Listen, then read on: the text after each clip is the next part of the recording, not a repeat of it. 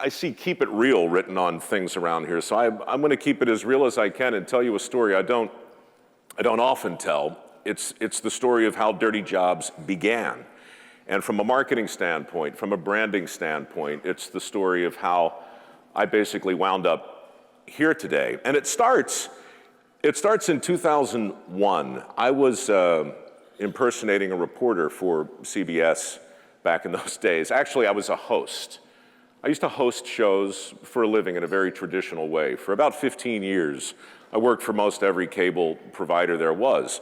And hosts, of course, are paid to create the illusion of competence, where there is none, much like reporters are. And I'd become fairly facile at doing this in short bursts. And in 2001, I was working in San Francisco for CBS at a place called KPIX, doing a show called Evening Magazine. Some of you may have heard of Evening Magazine. It too is a simple show. It requires a traditional host to go all over, in this case, the Bay Area, and go to cool places. It was like vineyards up in Napa Valley sometimes, restaurants that were opening, all the nice places you would like to go. And there, I would assume the illusion of credibility and throw to pre-produced stories and say hosty things. About 60 people, maybe 70, watched that show. But it was a good gig, right? It was a steady paycheck, and I was good enough at it. One day I came back from a winery and went into my little cubicle there at CBS and got a phone call from my mother. My mother lives in Baltimore to this day, and she called to say, "I've got some bad news about your grandfather." Now, my grandfather, some of you may know, not by name. His name was Carl Noble, but my pop built the house that I was born in without a blueprint. He's that guy. He's got the, you're nodding, he's got the chip, right? He only went to the 7th grade, but by the time he was 30, steam fitter, pipe fitter, mechanic, welder, amateur architect, jack of all trades. And I was determined to follow in his footsteps as a kid. The handy gene, as some of you may also know, is tragically recessive. So I wound up with a very different toolbox. But anyhow, my mom calls to say, he's 92 and he's starting to fade, and it sure would be great if before he dies, he could turn on the television and see you doing something that looked like work.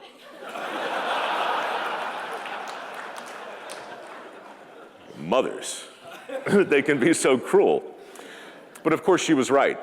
And I walked into my boss's office and said, "How come Evening Magazine always has to be hosted from a winery or a restaurant or some art opening? Why can't it be hosted from a construction site or a factory floor or a sewer?" And my boss says, "You want to host Evening Magazine from a sewer?" And I said, "Yes, I do. What do you think?" He said, "There's 60 people watch the damn show. I don't give a crap what you do." So I said, "All right, that's the kind of management, I'm looking for in my career." So I call the city supervisor and I say, "I want to host Evening Magazine from the sewer." And he says, "Wow, okay. Meet Gene Cruz tomorrow morning at the intersection of Ellis and Jones in San Francisco's Tenderloin. He'll show you everything you need, take you around, you can host your show." I said, "Great." Then I went home, got on the internet, and started looking for all of the research I could find to allow me to create the illusion of competence while hosting. So 2.2 million bricks in the sewers of San Francisco, built in 1904 by approximately 1,400 immigrants. I learned all about the laterals that fed the sewers of San Francisco. I learned about their construction. I learned interesting tidbits like the sewer system in this town is fairly straightforward, but the sewer system in San Francisco follows the topography of the terrain above it, which I thought was interesting. So I'm really imagining a new and exciting terrain down there, and I fill my head with all the necessary information, and I call my cameraman, a guy named Branson Tarr, and Branson picks me up at my apartment that morning, and we drive to the intersection of Ellis and Jones, where a guy named Gene Cruz is waiting by an open manhole. And I could tell it was Gene right away because the manhole had 3 of those well, I'm looking at them right now, those orange pylons, they're everywhere. And some of that yellow crime scene tape around the open hole. which is almost always a fantastic omen of things to come. Gene was about a 42-year-old guy wearing a rubber suit with a methane detector around his neck. And I said, well, what's the deal, Gene? He said, well, have you been in a working sewer before? I said, no, I haven't. Anybody here been in a working sewer before? This is gonna be so awesome. I love it. So he says, well, the deal is just stay close to me, don't wander off, don't make any sudden moves, put on this rubber suit. And I said, okay, where do you want me to change? And he looked around and shrugged. And so I took my clothes off there at the intersection of Ellis and Jones in San Francisco's Tenderloin and put on a rubber suit. Probably not the first time that's happened. But it was a first for me. And Branson put on his suit, and within 5 minutes, we're all dressed in rubber. Now, Gene's job, by the way, is a sewer inspector. So what he's paid to do is go into the sewers and look for and identify those bricks in the sewer that had succumbed to what you call the second law of thermodynamics, right? Rotten bricks. He hammers them out and replaces them with fresh bricks. This is his job. I don't care too much about what his job is. I just need to do my job. So that's where my head is. Gene says, do whatever you need to do, just stay close. He goes down the hole. I follow him. Branson turns on his camera, starts filming, and follows me. We get about 15 feet down, and we go around a little corner, and I need to take a minute. You've probably had similar experiences where the sensory overload is so intense that that your brain doesn't quite know what sense to focus on first, right? Now, in a sewer, obviously, it's the sense of smell, but it's almost pointless to try and describe it. You're imagining it now, right? You got it, but it's worse. It's so much worse, right? So just go to as bad as you can imagine, double it, and that's it. It hits you in the face like a moist sponge, the smell does.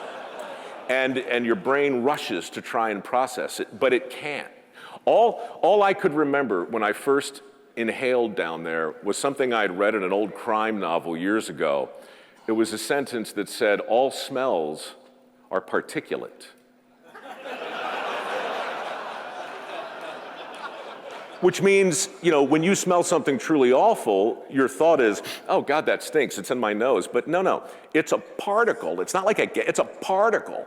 And it's not your nose, it gets in your bloodstream, and then it gets into your brain. This is why farts are so disturbing.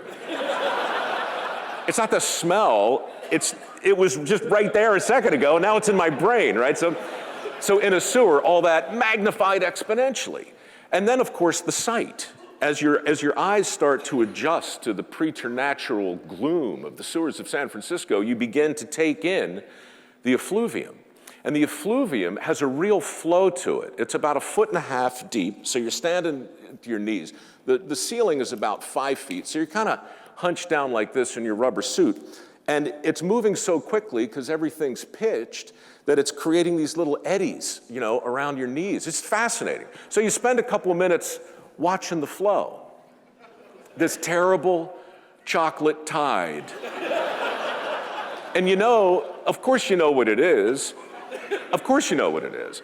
But what you see that's surprising is not the material that comes out of our bodies organically. It's the man-made materials in the sewers of San Francisco. You know there's going to be toilet paper down there, but you don't expect to see it 13 yards long, It wafts by in it's like garland,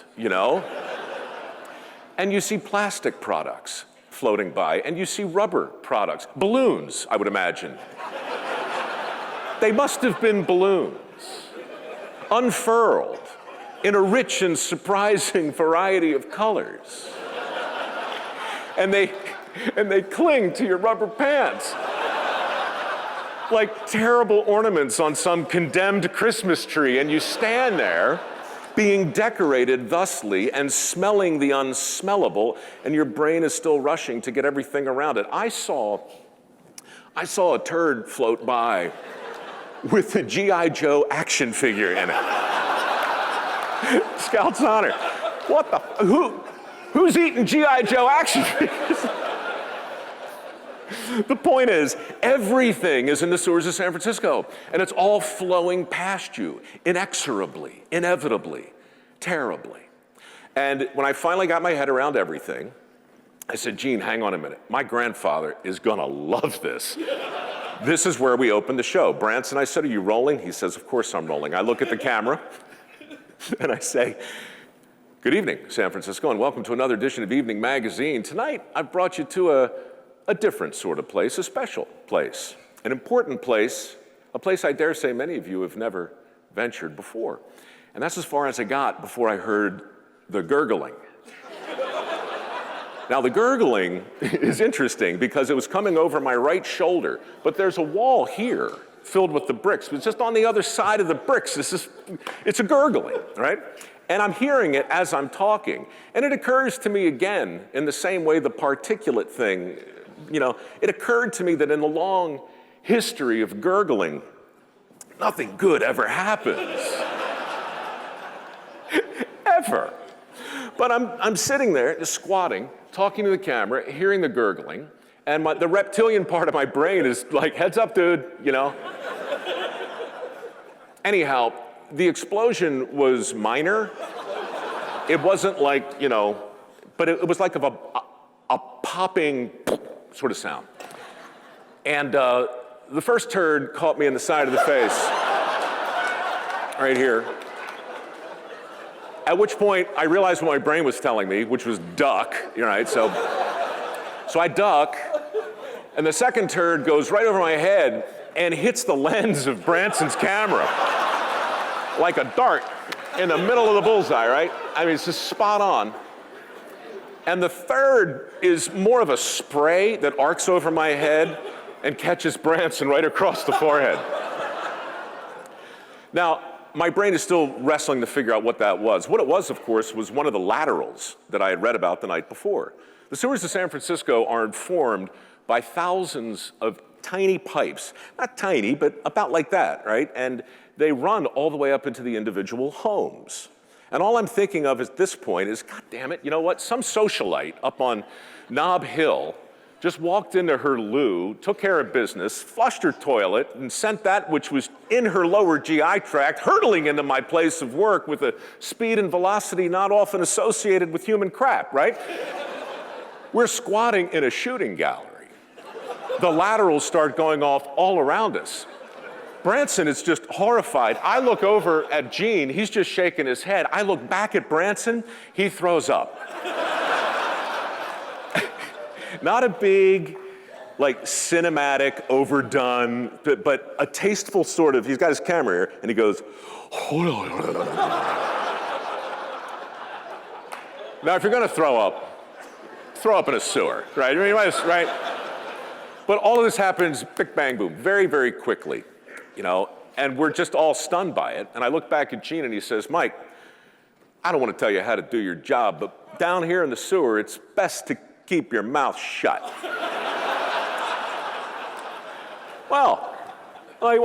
Isn't that nice for you? I don't know if you've noticed, but I'm a professional show host, and my job is to provide the raps for this program, and that requires me to talk. In fact, it's about the only thing I can do. So you keep your mouth shut, I'll do my job, and we'll all, And he's like, whatever, dude, just follow me. And he bends down and he starts to duck walk through these labyrinthine tunnels, and I'm following him and Branson is following me, and on we go, 50, 60, 80 yards, looping around, going up little hills, down little hills. The chocolate tide is flowing. The smell, I'm weirdly used to it, right? It's so strange how quickly you can become used to a thing that you would imagine you could never possibly endure, but I don't smell it anymore. I'm just overwhelmed by the sights, and I'm looking for a place to do my raps. And we come around the corner, and I look down another tunnel, and oh my God, imagine being inside of a worm and watching the sides of the worm move. The walls in the sewers of San Francisco were undulating. They were moving. And I was like, this is the most extraordinary thing I've ever seen. I'm thinking, what kind of crazy bricks have they invented to allow the sewer to breathe? Well, of course they didn't do that. It's just the the roaches down there are from another planet. They're the size of your thumb. And they're down there by the hundreds of thousands. And there's so many of them that they live on top of each other, just crawling and moving. And in that gloom, it really looked like the walls were breathing. I said, wow, Gene, hang on a second. Branson, are you rolling? Because my grandfather's gonna love this. He says, yeah, I'm rolling. So I turn around, I'm still squatting, I look at the camera and I say, good evening, San Francisco. Tonight on Evening Magazine, I brought you to a different place, a special place, an important place, I dare say. Many of you have never been before. And that's as far as I got before I saw an expression on Branson's face I had never seen. It's basically this.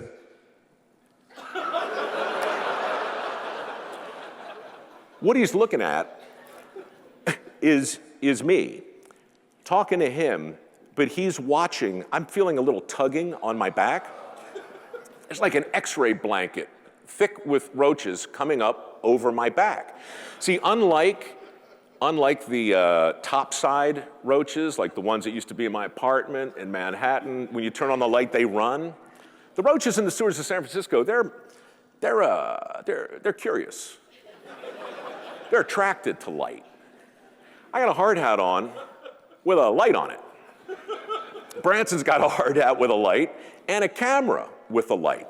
So while Branson's giving me this, I'm looking at him and I'm watching a curtain of roaches come over his back. And now I'm in the middle of my thing. I'm trying to do my job, but it occurs to me, it's like, Gene's advice, keep your mouth shut, is good. Branson doing. I looked him square in the face as a roach the size of your thumb crawled right in his mouth. Meanwhile, they're tumbling down my collar, right? And they're collecting in the small of my back, and the only way to kill them is to push yourself against the wall, and their little pieces start to collect down there in the bad place. It's awful. It's awful. I look at Gene. Gene's just got a hand over his face. I look back at Branson. He throws up. Not as spectacular as the first one, but the same, We're 2 for 2, right? The laterals, the roaches, it's like somebody's trying to tell us something. And Gene just shakes his head and said, the work is down here, if you'd be so kind. He starts to walk. I start to follow him. Branson starts to follow me. Round we go, down we go. We finally get to the place of work. It's an arch. Gene pushes a few hundred cockroaches out of the way and reveals the bricks that need to be hammered out. About 15 feet over our heads is Ellis Street, and there's a grate. You've seen them, you've walked on them 1,000 times, but the light is now being filtered through the grate. And it's so damn beautiful and horrible. I really don't have words for it, but it was like a cathedral down there. Because when the light comes in that angle, it illuminates the particulate. And we all know all smells are particulate. So now you can see the smell in the air. You can experience it in your brain. You can see all the aforementioned effluve. It's truly the most fantastic place you can imagine to open a show called Evening Magazine. I say, Branson, are you rolling? He says, yeah, I'm always rolling. Gene starts his work, hammering behind me. So now it's perfect. I have a man doing actual work. I've got everything framed up the way I want it. I look to the camera and I say, good evening, San Francisco. Tonight on Evening Magazine, I brought you to a different place, a special place, a place I dare say many of you have never been before. And that's as far as I got before my co-host appeared. I didn't know I had a co-host on Evening Magazine, but I did, apparently. He was of the Norwegian variety, about this long, not counting the tail. Again, like with the roaches, it began with a tugging on my back, and then, in a moment, a rat the size of a loaf of bread appeared right here on my left shoulder. He appeared in a twinkling. I mean, he was not there, and then he was there. And I looked at the rat, the way you would, and the rat looked at me, and the rat made a sound that I can't even imitate, but I'll try. It was kind of like, wee! Real high-pitched, real high pitch. So what I did was, I made the same sound right back in the rat's face, because what else would you do? We're frozen in time. This thing is perched on my shoulder like a parrot on a pirate, right? He's just sitting there. So what happens next is significant, right? I'm in this basic position. Now, I know many of you haven't been in the sewers of San Francisco, but has anybody ever worn rubber hip boots? Yeah, okay, so you know what happens. When you assume this position in the rubber hip boots, you create a gap, right? It's a gap. Now the rat apparently was, a big fan of like Greg Louganis or like professional dive. This rat dove, like a swan dive. He dove off my shoulder and went head first right into the gap. And he starts burrowing with extreme prejudice in a southerly direction, right? So I do the obvious thing. I scream again, and I jump up, forgetting that I'm 6 feet tall, working in an environment where the ceiling is about 5.5 feet. I hit my head on the ceiling, knock my hard hat sideways, fall back down onto my knees, fall forward, catch myself with my palms, which quickly slip this way. And I fall face first in a river of shit. And there's no other way to say it. But it happened very, very quickly and very horribly. And I pushed myself up, spit something out of my mouth that never should have been in there. Looked over at Branson. He threw up. It was a sympathy puke. Wasn't much left, but I appreciated the effort. I look over at Gene, who's shaking his head. And he said the thing that would go on to define my career in that moment. He said, Mike, when you get done screwing around with the local wildlife, maybe you could come over here and give me a hand. So I did.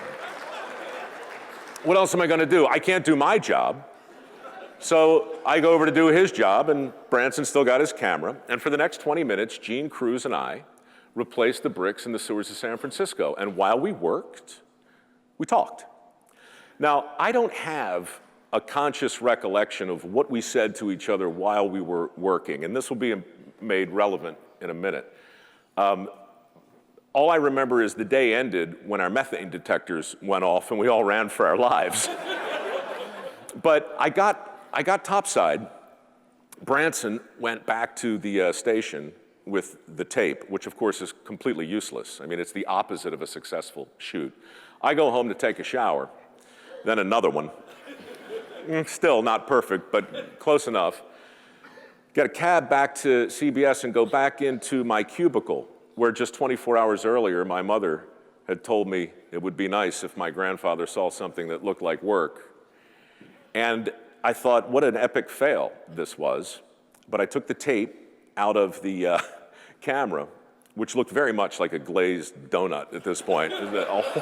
In the history of bad-smelling cameras, this was it. And I put the tape into the recorder on my desk. And for the next 5 minutes, something extraordinary happened. I sat there in my cubicle, and I watched everything that I've just described to you in needlessly vivid detail unfold in front of me. And there were a couple of surprises. The first thing is how absolutely beautiful the footage was. And by beautiful, I mean horrible, but I mean, wow. The roaches looked like alien creatures. The whole environment itself, everything just looked great. The second thing was, it's funny when a pompous show host gets hit in the side of the face with somebody else's poo. It's funny, and God help me, I couldn't help but laugh as I'm sitting here trying to do my job in this shooting gallery of crap. So Branson, he never stops rolling, but and hearing him gag off camera, hearing the puking, seeing Gene shaking his head, looking at my face, it's funny. The bit with the roaches, hysterical. And that scene with the rat, oh my God. It wasn't a scene, this was a rat intervention. This was a baptism, It became so clear that the sewers had conspired to keep me from doing my job. Now, why would they do this? I don't know, but all I know is the footage I'm looking at is funny. It ain't right for Evening Magazine, but it's funny. And then the truly extraordinary thing happened. Branson continues to roll, and I watch the conversation that I have with Gene Cruz. Well, it's great. All the facts I had up in my head came out, but not from me, from Gene. Because obviously, a sewer inspector knows how many bricks are down there. He knows when the sewers were built. He knows his job. Gene was an engineer before he was a sewer inspector. He was very smart.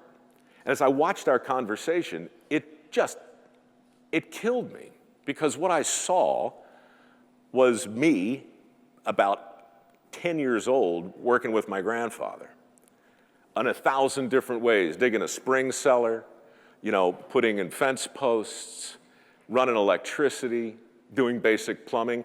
This whole apprentice-expert relationship was suddenly unfolding right in front of me at my desk. And I had what the Greeks call, if I can get slightly esoteric for a moment, I had a peripeteia. A peripeteia, and back up, Aristotle said the definition of a tragedy is the moment in the narrative when the protagonist comes face to face with the undeniable truth of his actual identity. That's the definition of a tragedy. The way these tragedies typically unfold are through discoveries, which are called anagnoreses, little discoveries that push the plot forward. But there's a type of anagnoresis called a peripeteia, which affirmatively changes, stay with me, affirmatively changes the direction of the narrative. So when Oedipus, in Act 5 of Oedipus Rex, realizes that the beautiful woman he's married and has children with is actually his mother, that's a peripeteia, right? Remember, the movie with Bruce Willis and the kid, The Sixth Sense, spoiler alert. Bruce Willis, remember, he's told this little kid sees dead people. And of course, the little kid's crazy. But through the movie, Bruce realizes, the kid's not stupid. And then later, that's an anagnoresis. Later he realizes, you know what? The kid, maybe the kid's not crazy. And then in the sixth act, he realizes the kid is perfectly sane. He does see dead people, and he sees him. So when Bruce Willis realizes he's been dead the whole movie, that's a peripeteia. I had a peripeteia sitting in my cubicle at CBS in San Francisco, and I realized everything I'd done for the preceding 15 years, from a marketing standpoint, from a branding standpoint, from an acting standpoint, all of it was crap. I mean, literally, right? It was just crap.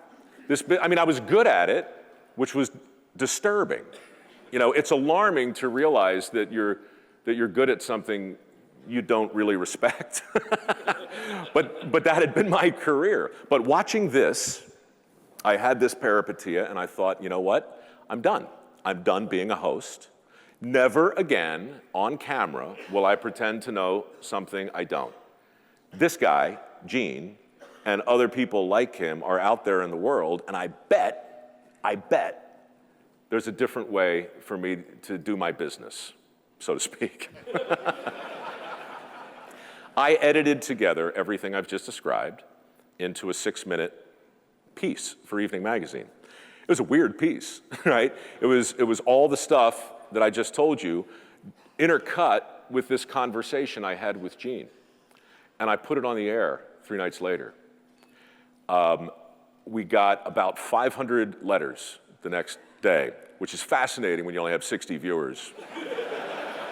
But there were a lot of letters.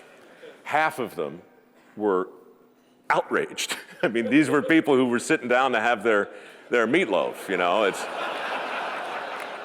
It's 7 o'clock. Oh, turn on Evening Magazine. They're going to do a heart-tugging story about a 3-legged dog up in Marin that overcame canine kidney failure or something. Those were the stories they were used to seeing. They weren't used to seeing some guy crawling through a sewer like a German porno making poop jokes and interacting with the wild. It was shocking. But the other half of the letters were from people who were saying, oh my God, you should meet my brother, my cousin, my uncle, my sister, my mom. Wait till you see what they do.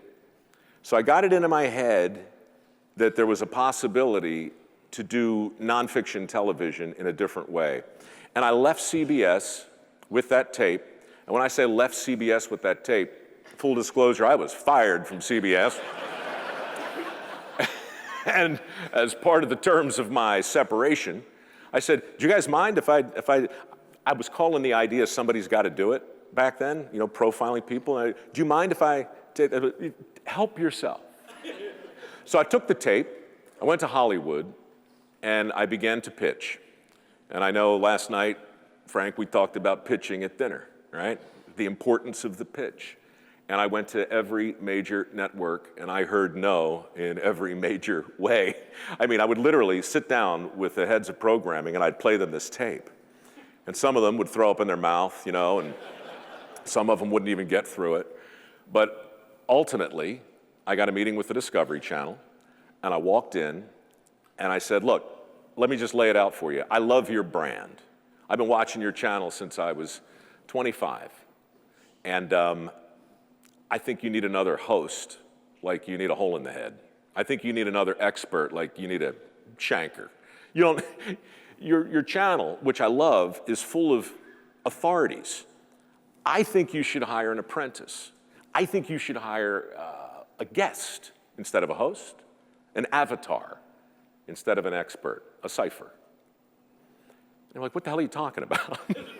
And I said, watch the tape. And he watched the tape, and he says, this is a talk show in a sewer. I said, yes, that's what it is. They greenlit 3 episodes. I went back to the sewers of San Francisco, shot it for Discovery, and I did 14 other segments, all of which I knew would make my grandfather proud. That show went on the air and broke the bank. They were flooded, and that was in 2004, and that's when my life changed.